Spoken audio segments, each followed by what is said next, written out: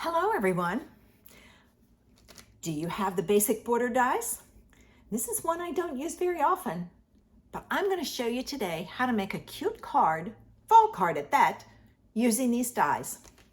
Join me in the studio and I'll show you how. Okay, for today's card, I'm starting with a piece of shimmery white, and I've cut it 4 by 5 1/4 because that's the size I want. And then I'm using Nature's Harvest, specifically this image, and I'm going to use my markers. And I have garden green that I'm going to do the stems with. And you want to color this with the side of your marker and then go back over key pieces to make sure you haven't missed anything. Then we're going to do the petals, and for this one I'm using cherry cobbler. All right, even though these are sunflowers, coneflowers, they come in all different colors. And then I also flip my stamp around so that I can color it better. And then the heads I'm going to do with early espresso. So I'm just going to go in and color those. And now when you stamp this, you want to stamp it close to the left edge. If your room that you work in is dry, you want to huff on it. Mine is not, so I don't have to huff on it. So I'm going to put this down and I'm staying close to the left edge, and I'm centering it top to bottom as best I can. There we go. All right, now I'm going to take a blender pen and I'm just going to kind of blend the ink for a soft color. So I'm just tracing over it. Because our ink is water-based, you can blend it and it gives it a soft image. All right, and now I'm going to switch. So I've got to clean my blender pen, and I'm going to do the petals. All right, and I'm going to, like so. And I didn't worry if I went off a little bit. It's no big deal. And I'm going to do these now. But you can see how that blender pen takes and just kind of spreads that color around. Just gives it a little bit of interest. Now, I'm not going to do the heads on this because the early espresso is very dark and we would lose all the detail. So now that I've got that done, and I love the soft colors, I'm going to take this die from Basic Borders Dies. I don't use it very often. And I'm going to put it on like so. And I'm going to cut this out. Yeah. I wanted to make sure I wasn't doing it the wrong way. All right. And I'm going to center it. I'm going to look at my top and bottom and get my places just about the same. And I'm keeping it close to this edge. And then I'm going to tape it in place so it doesn't move on me. All right, I'm going to take this to my die cutting machine and cut it out. Okay, I have a border there. I took this piece of garden green. It's going to be my background, and that's why you need to have it even. And I'm going to put this on like this. Now, to get that background, it's the Stripes and Splatters embossing folder, and you're saying, but that's not wide enough. So what I did was I used my line at the bottom. I'm going to open this up and show you. I used my line at the bottom and I lined my paper up with it, closed it, and I ran it through.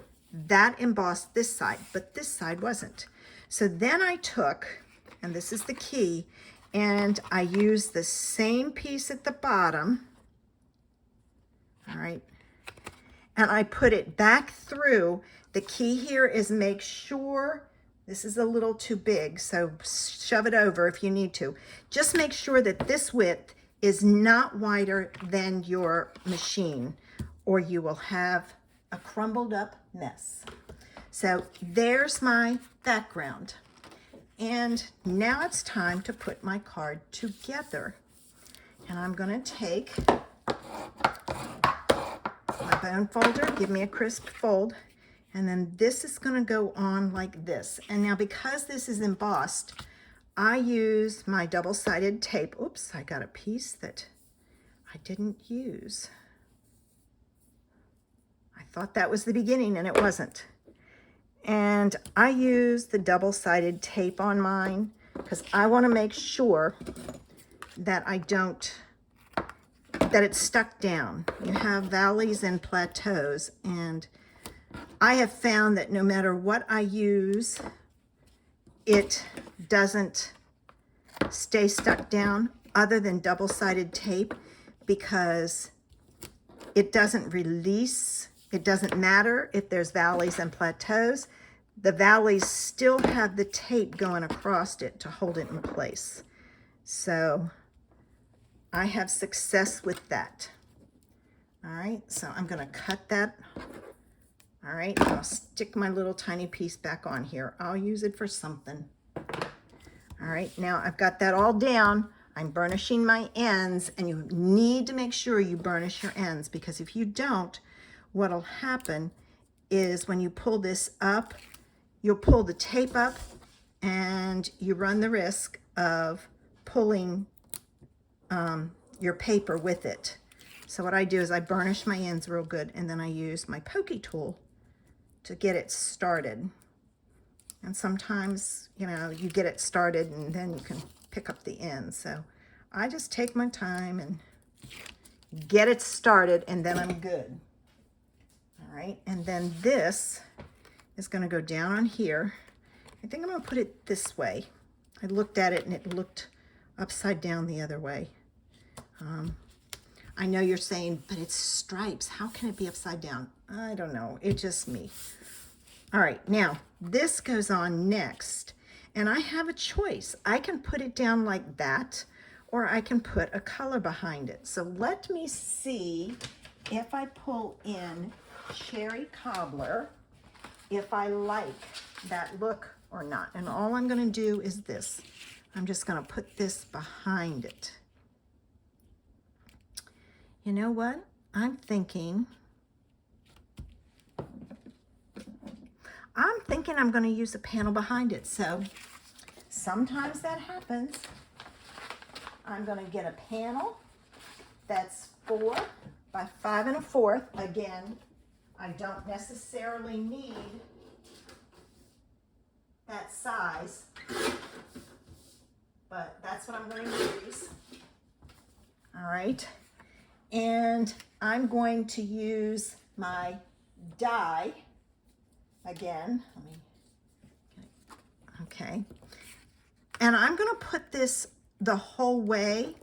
So what I have to do, because I'm going to cut this down too, is I'm going to put this on here like so.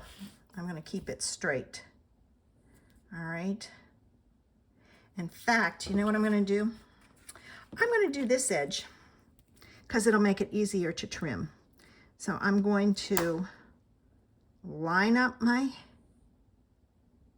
edges, and I'm lining up the top, and I'm looking at this side, and then this side is this almost the same. All right. Nope, it's got to come up. I'm going to say it's close enough. All right, so I'm going to cut this. Okay, I've got it cut. So now what I can take and do is trim this down. And I'm going to take like a little bit off the top and the bottom, just a tiny, tiny bit. Okay, what I did was I took like 1/8 of an inch off the top and the bottom. So it's going to give me a little tiny border. And now we're going to put this down. And I'm going to tell you, I started my video, I did my stamping, and I moved my stamp and it was crooked, or it blurred is what happened. So what I did was I just flipped it over and started filming again. So it happens. All right, now I'm watching my top and bottom so that I get it on there as straight as I can. Now I need to cut this with 1/8 of an inch border also. Okay, that may be wider or narrower than it needs to be, but that's okay. So I'm going to put this one on like this.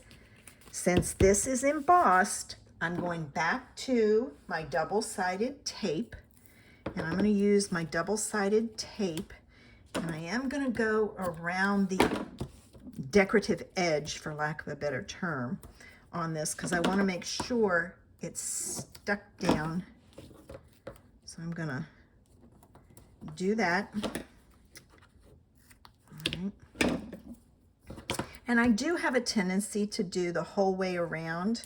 I just don't want my card falling apart. I don't want it, you know, sticking up and get caught when they pull it out of the envelope. So I put it all the way around. All right.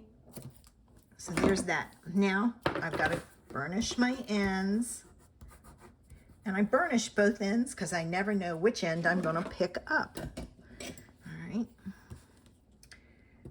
And then that way I don't have to worry about it. There's one. A lot of times I just get it started and can pull it up. Getting it under and lifting that corner helps. And I just take my finger and hold it on the, I don't know, the pointy end and pull it off. Okay. All right, so I've got that off. Let me get rid of the trash. And now it's time to put this on. And I need to, when you do this, make sure you put it so it opens the right way. Don't put it on upside down. If you do, you have to take your heat tool and take it off. And I'm going to put it even with the green. I don't want any green showing. There I have it.